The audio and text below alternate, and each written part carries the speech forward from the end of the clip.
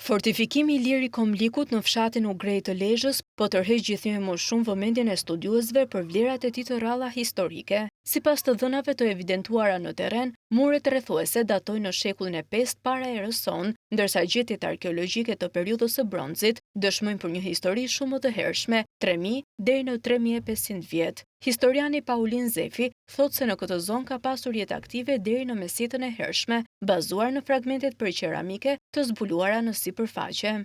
Ky është një sit arkeologjik shumë i rëndësishëm, por nga ana tjetër shumë pak i njohur, edhe shumë pak i përmendur në literaturë, ka vetëm 3 studime të përcipta që lidhen me këtë fortifikim. Tani lind nevoja se këtu të zhvillohen ekspedita arkeologjike dhe krahas tyre, në njëjtën kohë përveç se do zhvillohen ekspedita arkeologjike brenda dhe jashtë mureve fortifikuese, duhet të zhvillohen ekspedita arkeologjike edhe pranë këtij fortifikimi, sepse këtu ndodhet dhe nekropoli antikitetit dhe që është përdorur edhe në antikitetin e vonë shekullin e 5-6. Historiani thotë se muret ruhen më mirë në pjesën perëndimore, ndërsa shton se turistët po tregojnë gjithnjë më shumë interes për këtë zonë. Muret aktualisht ruhen më mirë në pjesën perëndimore, ruhen zhurmë të 2 portave, ruhen zhurmë të paktën 10 kulleve, jo plotësisht të lezetshme, por ruhen relativisht mirë.